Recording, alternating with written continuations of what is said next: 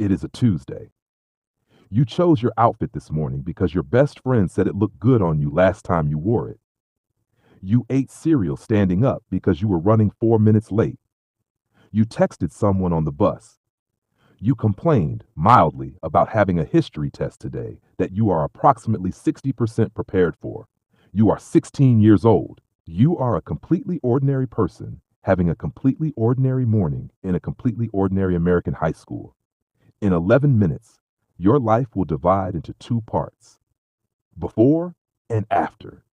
This is the story of what happens in those 11 minutes, and in the hours after them, and in the days and weeks and months that follow, when the news cameras leave and the flowers outside the school wilter, and the world moves on to the next thing, and you are still here trying to figure out how to be a person who was inside something that most people only see from the outside. There have been over 3,800 school shootings in the United States since 1970. More than 380,000 students have been exposed to gun violence at school since Columbine in 1999. 380,000 students. Each one of them had a Tuesday morning. Each one of them chose an outfit. Each one of them was 16 and ordinary and completely unprepared for what ordinary can become in 11 minutes.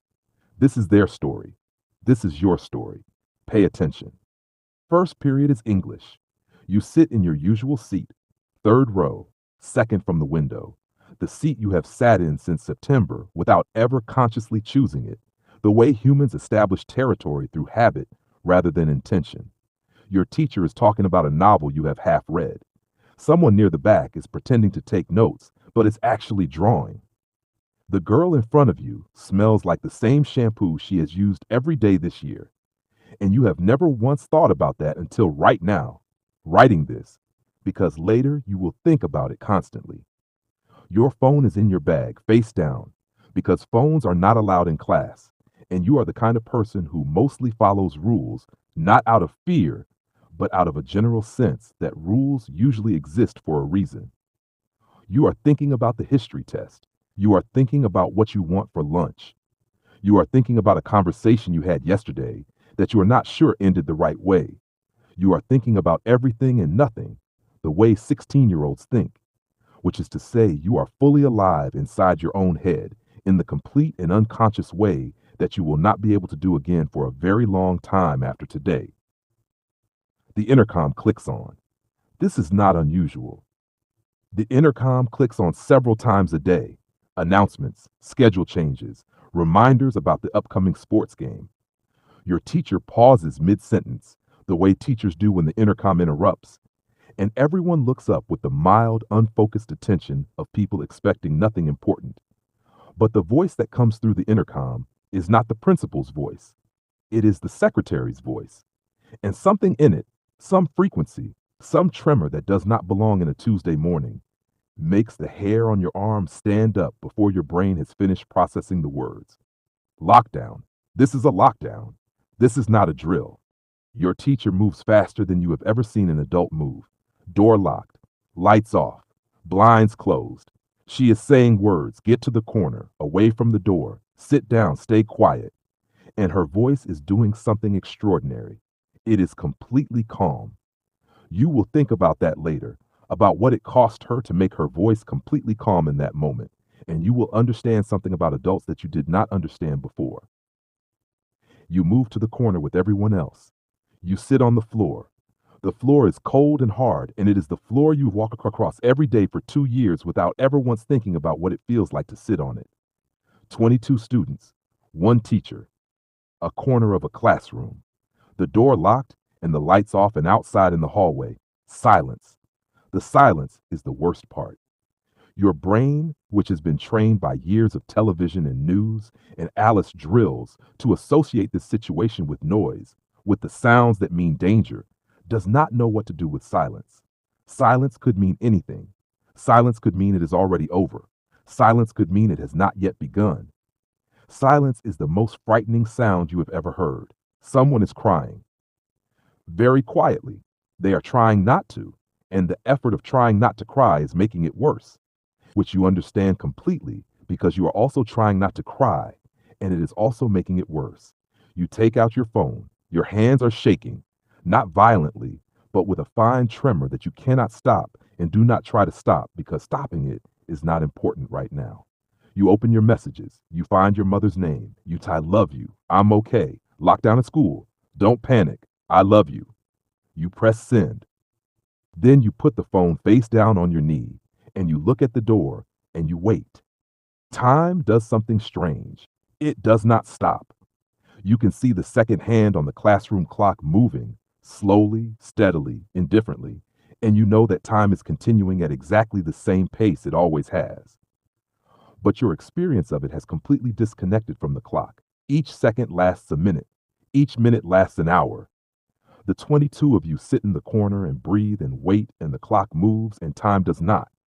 You notice things. You will not understand why you notice these specific things until much later, when you read about how the brain processes trauma, how it hyper-focuses on irrelevant sensory detail as a way of coping with the unbearable. But right now, you simply notice. The way the boy next to you, Marcus, you have never spoken more than 10 words to Marcus in 2 years, is holding very still, in a way that looks like it requires enormous effort. The small rip in the corner of the classroom poster about the American Revolution. The sound of someone's stomach making a completely ordinary biological sound that in any other moment would have been embarrassing and is now somehow the most human sound you have ever heard. Your phone buzzes. Your mother. 6 messages in 40 seconds, which tells you everything about what she is going through right now on the other side of a phone screen with no information and no power to do anything. You type, still okay, still locked down, I love you. And you put the phone back down because looking at your mother's fear makes your own fear larger, and right now you need to keep your fear exactly the size it currently is. Then, in the hallway, a sound. Your teacher raises one hand, palm out. A gesture that means do not move, do not speak, do not breathe if you can avoid it. And 22 16-year-olds obey instantly and completely because some instructions do not require authority to be followed. Some instructions come from somewhere older and deeper than authority. The sound passes. The hallway goes silent again. Marcus, next to you, exhales very slowly. You realize you have been holding your breath. You exhale too. The two of you, who have never had a real conversation, breathe out together in the dark, and it is one of the most intimate moments of your life. After 47 minutes, the intercom clicks on again. The principal's voice. All clear. Staff, please follow reunification procedures. Students, please remain in classrooms until directed. All clear. 2 words that should feel like relief and instead feel like the end of something you cannot name yet. Because the lockdown ending does not mean the thing inside you ends. The lockdown was an external event. What is happening inside you is not external and does not have an all-clear protocol. You file out eventually. Police everywhere, more police than you have ever seen in one place, which is both reassuring and its own kind of frightening. You walk with your hands visible because that is the protocol and you follow it automatically, the way you have followed every instruction today. Because following instructions is the one thing you can control, and control is everything right now. Outside, daylight. The ordinary Tuesday sky, still blue, still completely indifferent to what has just happened beneath it. Parents are arriving, running, some of them actually running across the parking lot, which you have never seen parents do before, and which breaks something open in your chest. A woman grabs a boy near you and holds him with both arms and makes a sound that is not words, just sound, just pure animal relief. Your mother is there. You see her before she sees you. She is scanning the crowd with an expression you have never seen on her face before and hope to never see again. Not fear exactly, something past fear, something that has been sitting in the waiting room past fear for 47 minutes.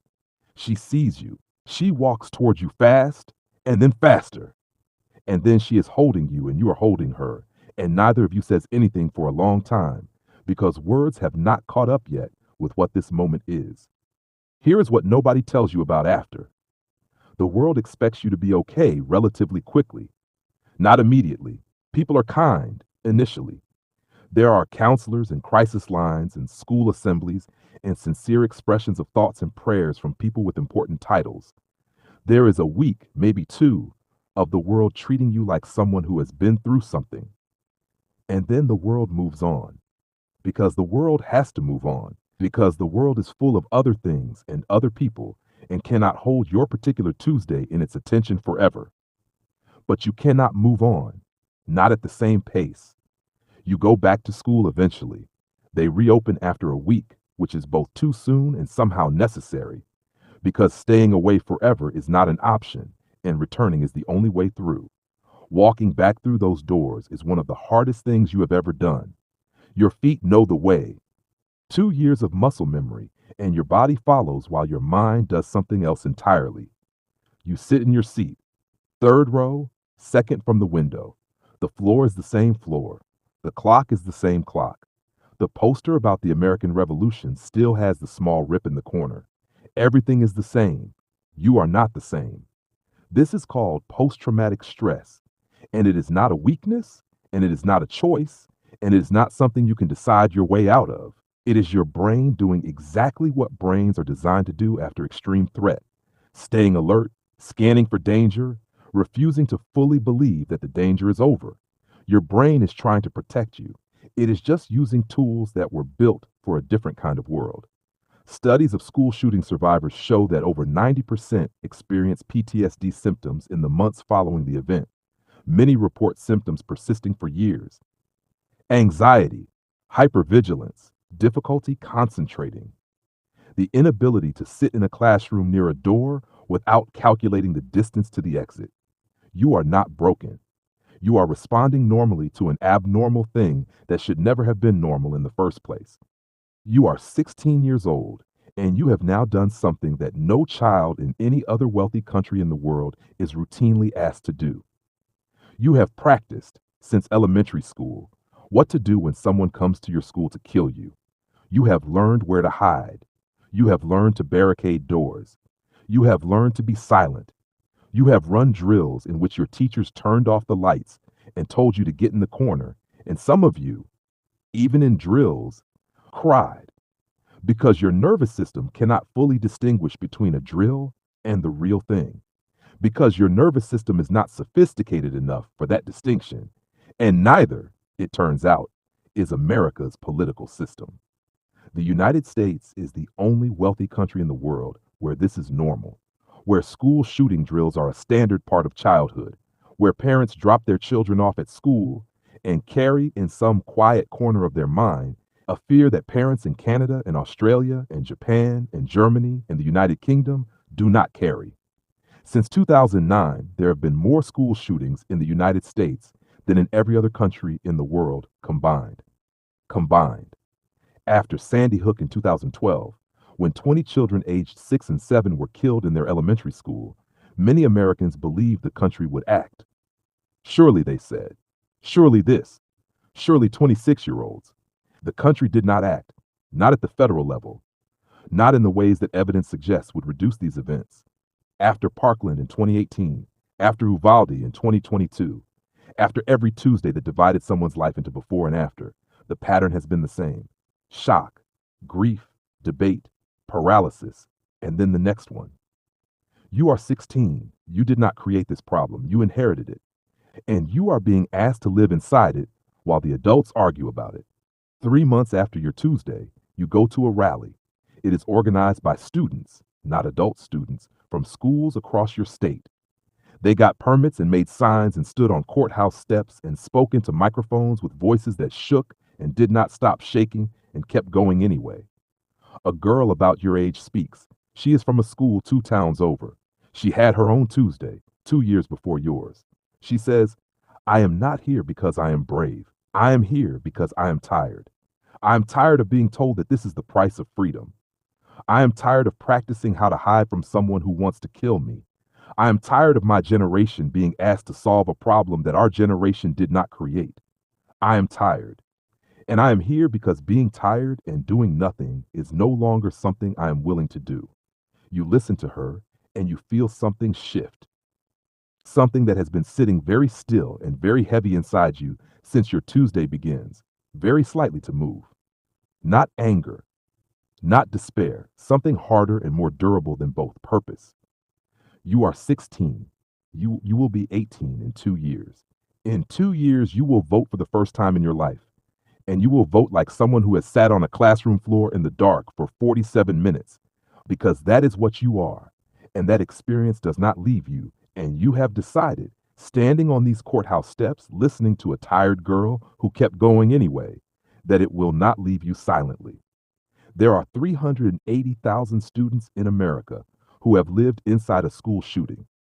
There are millions more who have practiced for one, who have sat through drills, whose nervous systems have been quietly shaped by the knowledge that school is a place where this can happen. They are all tired. And tired people, when they decide to move, move mountains. This was a fictional story built from the real documented testimonies of hundreds of school shooting survivors across America. The statistics are real, the drills are real, the flowers outside the schools are real, the empty chairs are real. If this made you feel something, let it. Do not look away from that feeling. That feeling is information. It is telling you something about the kind of country you want to live in and the kind of future you want to help build. And if you are a survivor, if you have had your own Tuesday, this video was made for you. You are not alone. You are not broken. And your voice matters more than you know. Subscribe to Borrowed Lives, because every borrowed life we tell is a life that deserves to be seen. See you in the next Borrowed Life.